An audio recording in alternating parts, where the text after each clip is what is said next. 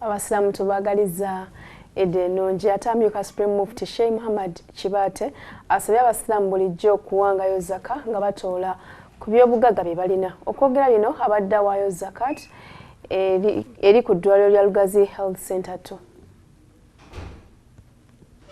Okusala ejjuma ku muzikiti ya Lugazi kutanze ku ssaawa 7 nga kulembeddwamu amyuka Supreme Mufti Sheikh Muhammad Kibate. Sheikh Kibate mu kubuulira akutidde abasiraamu okufangayo ennyo okuwa zaka nga bajja ku byobugagga byabwe, alabye abawa okusobola okutukuza emmaali yaabwe, okusigala nga bagagga n'okutuukiriza empagi y'obusiraamu. Ngabe mumazina ne mutegeeza abantu ne mutugenda tugende tusaale ng'oboddukiza ne munno tinnaale tinezaka naye yeetaaga.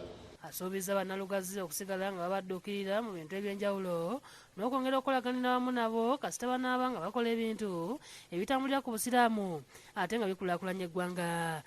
Ye Chief Kadhi wa Kampala Sheikh Habib Luswabi ategeeza ng'ekibiina kya House of Zaka bwe kyasobola okusolooza ensimbi obukadde 5 omwaka oguwedde olw'obweruufu kati obuliwo, n'asaba abasiraamu okwongeramu amaanyi okusobola okukulaakulanya obusiraamu. Wano mu Uganda nga twawateezako obulungi abakozi tubeera na billions era batwandadde kuleeta miliyoni 6 naye n'otandikwa nayo simbi. Ayongeddeko nti kati waliwo ebirabikako okuva we baatandika okusolooza zaka okwawukanako n'emyaka egiyise. Bano era bakuutidde n'abasiraamu bonna mu ggwanga abalina obusobozi basale ebisolo ku lunaku olwayidde olugenda okubeerawo ku bbalaza okusobola okutukuza emirimu gyabwe. Nga bw'osaze ekisolo ekyo bw'okisaddaase, Allah subhanahu wa ta'ala naggulawo emikisa mu by'okufuna byo mu bulamu. Oluvannyuma banjudde ensimbi obukadde 6 ze bawaddeyo nga zaka mu kuzimba eddwaliro lya Lugazi Health Center 2 n'ebintu ebikalu omubadde emitayimbwa, obusawo bwa seminti, bulooka n'ebirala ebigamukowa eryo era nga batwala eddwaliro lino basiimye ebintu byebaweereddwa. Era njagala okwebaza aba House of Zaka and Waqf olw'okutudduukirira. Njagala obbakakasa nti buli ssente yonna gye mutuwadde tujja gikozesa omulimu gweteekwa okukola.